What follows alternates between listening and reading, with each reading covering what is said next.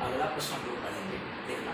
विद्युत धारा घनत्व किसे कहते हैं, इसका सूत्र एसआई मात्रक और बीमा सूत्र लिखो। तो विद्युत धारा घनत्व ये नई भौतिक राशि है, देखना ध्यान से। विद्युत धारा घनत्व इलेक्ट्रिक करंट डेंसिटी अंग्रेजी बोलते हैं।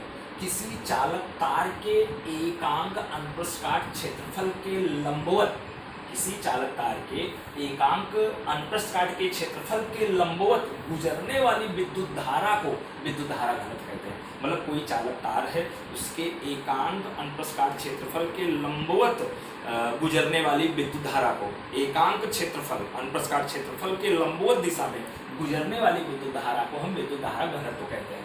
विद्युत धारा घनत्व सदिश राशि है और इसे J द्वारा दर्शाते हैं। तो विद्युत धारा घनत्व बराबर विद्युत धारा बटे क्षेत्रफल, तो J बराबर I बटे A।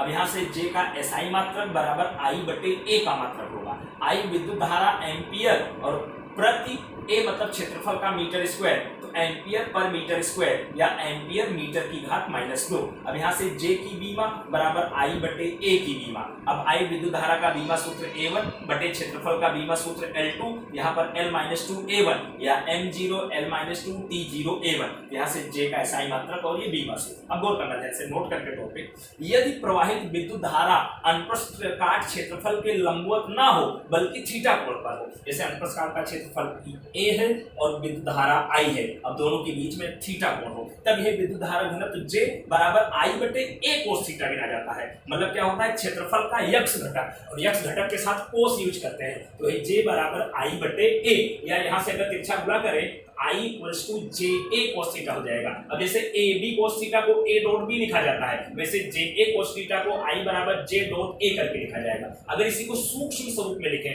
तो DI = J डॉट सूक्ष्म क्षेत्रफल DA करके लिखा जाएगा। अब यहाँ पर देखना, इससे नई परिभाषा विद्युत धारा की बना सकते हैं। विद्युत धारा घनत्व J और क्षेत्रफल सदिश A के अदिश गुणन को, डॉट प्रोडक्ट, अदिश गुणन को हम क्या कहते हैं, विद्युत धारा कहते हैं, विद्युत धारा I कहते हैं। ठीक है, तो यहाँ पर देखना ध्यान से। अब अगला जो प्रश्न है, ओम का नियम किसे कहते हैं समझाओ। 10वीं में भी आया था, तो ओम के नियम की परिभाषा 10वीं में भी परिभाषा पढ़े थे। यदि किसी चालक तार की भौतिक अवस्था में कोई परिवर्तन ना किया जाए, यदि किसी चालक तार की भौतिक अवस्था में कोई परिवर्तन ना करे, और भौतिक अवस्था का मतलब ताप, दाब और आयतन, मतलब कि जिस कमरे में प्रयोग किया जा रहा है उसका तापमान ना बढ़ाए, वहां का दाब ना बढ़ाए, उस चालक तार के आयतन में कोई परिवर्तन ना करे, वही चीज करे। यदि किसी चालक तार की भौतिक अवस्था में कोई परिवर्तन ना किया जाए, मतलब ताप, दाब और आयतन में कोई परिवर्तन ना किया जाए, तो चालक तार में प्रवाहित होने वाली विद्युत धारा, जो चालक तार में विद्युत धारा प्रवाहित होगी वो विभवांतर के समानुपाती होती है। मतलब चालक तार के दोनों सिरों के विभव के अंतर के समानुपाती होते हैं या वोल्टेज के समानुपाती होती है। यहाँ से आप कह सकते हैं अर्थात विद्युत धारा प्रोपोर्शनल वोल्टेज, मतलब I प्रोपोर्शनल V या V प्रोपोर्शनल I करके लिख सकते हैं। अब यहाँ पर प्रोपोर्शनल का चिन्ह हटा के जब बराबर का निशान लिखेंगे तो कांस्टेंट यहाँ पर आएगा, तो V = कांस्टेंट R × I या R बराबर V बटे I।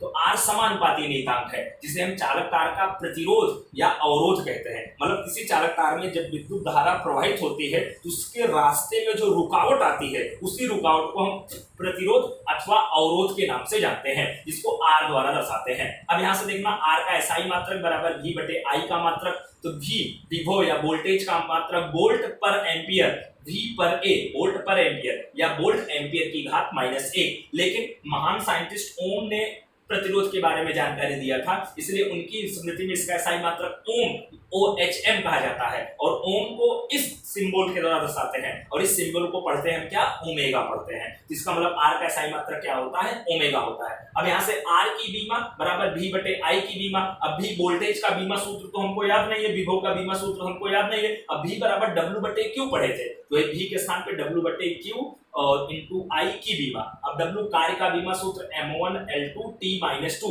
बटे में Q आवेश का बीमा सूत्र A1 T1 और इंटू I का बीमा सूत्र A1। अब यहाँ पर सोल्व करेंगे M1 L2, अब T-2 और प्लस का एक ऊपर जाएगा माइनस का एक, तो T-3 हो जाएगा, A1 A2 ऊपर जाएगा A-2। इसका मतलब M1 L2 T-3 A-2, ये R का बीमा सूत्र हो गया। अब देखना, किसी भी विद्युत परिपथ में प्रतिरोध को इस सिंबल द्वारा दर्शाते हैं, इस तरह से लाएं। अब इस तरह का मतलब विद्युत धारा के मार्ग में अवरोध है, जैसे रोड पर ब्रेकर बने होते हैं ना, वैसे ही तार में इस तरह से बना देते हैं, मतलब विद्युत धारा के मार्ग में ये अवरोध है। ठीक है। अब यहाँ पर देखना, अगर ऐसा बना है तो उसको हम अचर प्रतिरोध कहते हैं, मतलब इस प्रतिरोध का मान क्या होगा, फिक्स होगा, वो बदलेगा नहीं। लेकिन अगर यही प्रतिरोध बना के ऐसे एरो का निशान बना दिए, मतलब वो चर प्रतिरोध है, मतलब उस प्रतिरोध का मान हम अपनी आवश्यकता अनुसार कम ज्यादा कर सकते हैं। अब ओहम के नियम में जो V और I का आलेख होता है वो हमेशा एक सरल रेखा होता है, क्योंकि वोल्टेज विद्युत धारा के समानुपाती होता है, या विद्युत धारा वोल्टेज के समानुपाती होती है, इसलिए इसका V और I का आलेख क्या मिलेगा, एक सीधी रेखा में प्राप्त होगा। इसका मतलब हर एक परिस्थिति में V और I का अनुपात क्या होता है, नियत होता है। इसी V और I के अनुपात को हम चालकता का क्या कहते हैं, प्रतिरोध कहते हैं। ओके।